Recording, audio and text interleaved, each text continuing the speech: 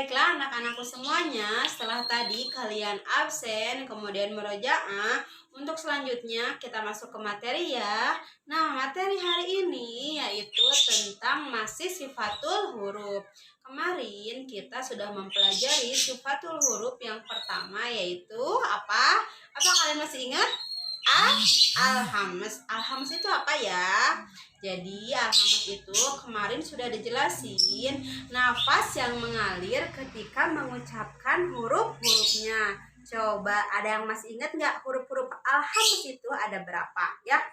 Biar memudahkan, huruf-huruf alhamz itu dikumpulkan dalam satu kalimat yaitu fahasahu syahsun sakata ya.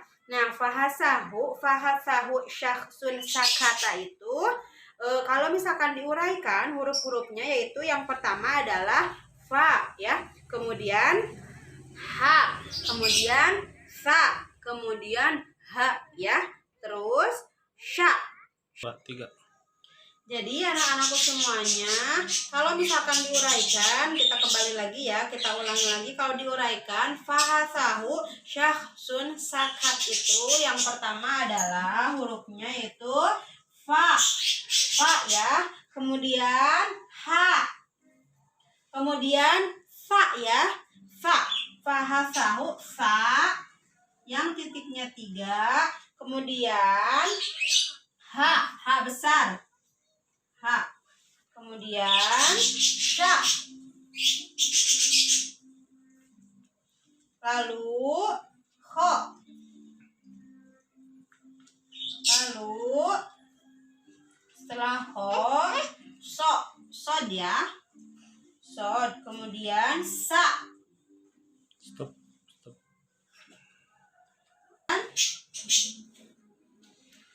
Nah, jadi fahasahu syahsun sakat itu kalau diuraikan yang pertama yaitu fa. Jadi ketika mengucapkan huruf fa bukan pa tapi fa gitu ya. Tadi kan kita kembali lagi ke alhamz itu artinya nafas yang mengalir ketika mengucapkan huruf-hurufnya. Jadi ketika kita mengucapkan huruf-huruf alhamz ini ya yang dikumpulkan dalam satu kalimat fahasahu syahsun sakat itu harus ada nafas yang mengalir atau yang lebih tepatnya bukan nafas yang mengalir tapi tertahan ya, tertahan. Jadi ketika mengucapkan huruf-huruf tersebut itu suara kita itu tidak bergetar. Coba kita ucapkan fa. Nah, ketika mengucapkan huruf fa ini suara kita tidak bergetar ya. Kemudian kita mengucapkan huruf ha ini tidak bergetar. Adapun bergetar itu awalnya aja untuk kesananya makan itu mah nafasnya yang mengalir atau misalkan kita bisa menaruh telapak tangan di sini. Fa rasakan oleh kalian semuanya ketika kita mengucapkan huruf fa di sini maka di tangan ada akan terasa nafas yang mengalir fa ya. Kemudian ha, lalu sa ya, kemudian ha, lalu sya. Jadi yang tadi sa, kemudian sya, kemudian ada kho. Nah, ada terasa ya nafas yang mengalir ketika mengucapkan huruf kho. Kemudian ada sod, aus. Kalau misalkan sodnya sukun. Lalu ada sa, as. Kemudian ada ka. Nah, jadi ketika mengucapkan huruf ka bukan ka tapi ka. Harus ada nafas yang mengalir. Kemudian huruf ta. Nah, anak-anakku semuanya, tadi itu Bu Rini mengulang materi yang kemarin ya. Untuk yang minggu ini, silahkan kalian boleh dibuka halaman 33. Halaman 33 buku Mumtaz itu ada tulislah sesuai contoh yang huruf kaf sama ta. Kalian tugasnya silahkan menulis, menyalin yang ada dalam kalimat tersebut yang ada dalam buku Mumtaz halaman 33. Nah, kemudian di bawahnya mari kita baca ada surat Al-Fajr dari ayat 1 sampai dengan ayat 10. Kalian silahkan baca dan kalian tandai ya. Jadi tugasnya tadi yang pertama kalian menyalin di halaman 33, kemudian tandai mana yang termasuk huruf Al-Hamz pada surat Al-Fajr ayat 1 sampai dengan ayat 10. Itu tugasnya ya. Nah, kemudian kalian silakan buka halaman 34 di buku Mumtaz. Halaman 34 buku Mumtaz itu tentang al-jahru. Jadi kalau yang kemarin kita sudah mempelajari al-hamz itu artinya nafas yang mengalir, nafas yang keluar atau mengalir ketika mengucapkan huruf-huruf al-hamz yang ada, yang tadi sudah disebutkan oleh Bu Reni ya, fahasahu syahsun sakat. Selanjutnya tentang al-jahru. Jadi kalau yang kemarin al-hamz itu mengalir, kalau al-jahru itu adalah lawannya yang berarti tertahan. Jadi lawan ya, lawan. Kalau kemarin al-hamz itu mengalir, kalau sekarang lawan dari al-hamz itu adalah al-jahru. Artinya adalah tertahan. Maksudnya apa ya? Jadi ketika mengucapkan huruf-huruf al-jahru itu nafas kita tidak mengalir tapi tertahan seperti itu ya.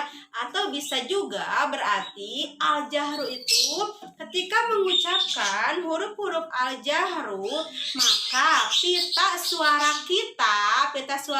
kita itu bergetar ya. Kalau yang al-hamz itu kan mengalir keluar. Kalau al-jahru itu tertahan atau ketika mengucapkan huruf-huruf al-jahru maka pita suara kita akan bergetar. Kalau misalkan laki-laki mah di bawah jakun di sini nih bergetar. Perempuan juga sama di sini. Nah, huruf-huruf al-jahru itu apa aja ya? Nah, huruf-huruf al-jahru kalian boleh sambil dilihat di halaman 34 itu pokoknya selain dari huruf-huruf hijaiyah yang disebutkan tadi, selain dari huruf-huruf al-hamz berarti itu masuknya ke al-jahru. Nah, ketika mengucapkan huruf-huruf al-jahru maka napas kita, maksud ini maka ketika mengucapkan huruf-huruf al-jahru itu maka pita suara kita itu akan bergetar. Kalau masih belum bergetar berarti masih salah bacanya ya. Yuk kita lihat ya huruf-huruf al-jahru itu apa aja. Pokoknya kalau kalian malas menghafal nih, tapi jangan males ya. Pokoknya kalau kalian sudah hafal huruf-huruf al-hamz berarti selain dari huruf-huruf al-hamz berarti itu termasuk huruf al-jahru. Misalkan di sini di halaman 34 buku Mumtaz ada dikumpulkan dalam kalimat ini ya. Azuma. Azuma itu berarti ain, kemudian do, kemudian ma. Nah, ini azuma, do, ma, ain, dot, kemudian mim. Coba kita ucapkan huruf-huruf ain ya. A sambil dipegang ininya pita suaranya. A. Nah, pasti bergetar kan? Kemudian do, al, do. Ini al ada titiknya. Al, maka pita suara kita akan bergetar. Kemudian ma. Nah, ma ini pita suaranya akan bergetar dan tidak ada nafas yang mengalir. Kalaupun mengalir itu setelahnya ya. Ma. Nah, bergetar. Kemudian anzuma tadi udah anzuma ya. Anzuma itu ain, dot, kemudian ma, mim, im, misalkan. Kemudian wazna qari'in. Wazna itu wawu, zai, kemudian nun, wa, za. Kemudian na. Nah, ini bergetar pita suaranya. Pasti semuanya bergetar kalau kalian mengucapkan huruf-huruf al-jahrunya dengan betul. Kemudian ada qari'in. Qari'in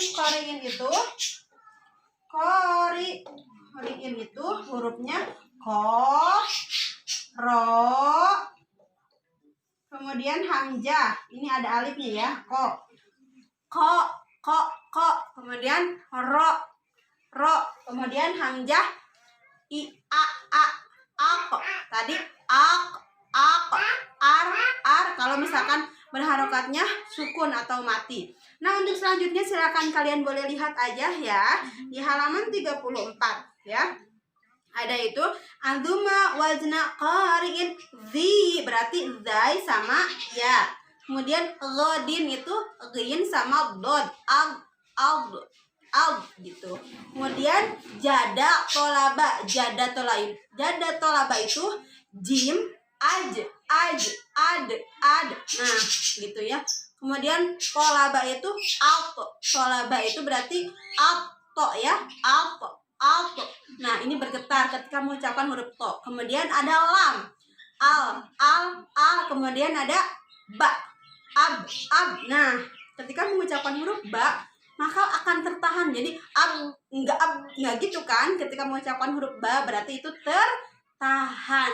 Seperti itu untuk materi hari ini. Kalian silakan boleh perhatikan dengan betul ya apa yang disampaikan oleh Bu Rini. Nah, untuk tugasnya tadi ya sudah dijelaskan di halaman 33, yaitu menyalin kemudian menandai huruf-huruf al-jahru menandai huruf-huruf al-hamz pada surat Al-Fajr ayat 1 sampai dengan ayat 10.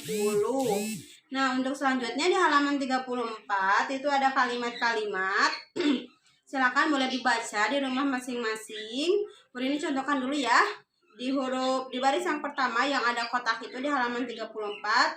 Ain, a, ala hudan. Nah, itu ada huruf apa aja? A itu huruf al-jahru. Ala hudan. Itu. Kemudian ala qulubihim. Nah, itu ada huruf-huruf al-jahru, ain huruf al-jahru, lam huruf al-jahru, kemudian qaf huruf al-jahru, kemudian lam huruf al-jahru ya.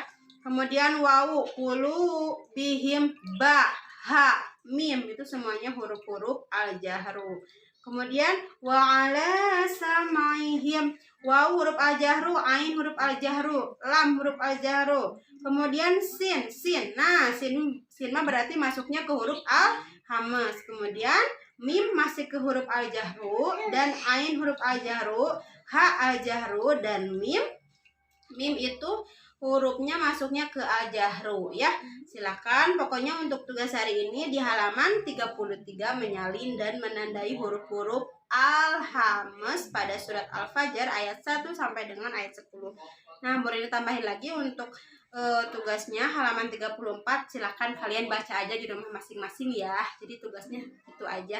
Membaca halaman 34, tidak usah voice note. Kalau mau voice note silahkan baca. Dan untuk halaman 33 setelah kalian selesai mengerjakannya, boleh kalian difotokan saja dan dikirimkan ke guru pembimbing masing-masing. Itu aja untuk materi hari ini. Terima kasih dan mohon maaf apabila ada kesalahan. Jika ada yang kurang dipahami oleh kalian, boleh tanyakan ke Pak Kurniawan, Bu Dede, Bu Rini, atau Pak Asep. Terima kasih. Wassalamualaikum warahmatullahi wabarakatuh.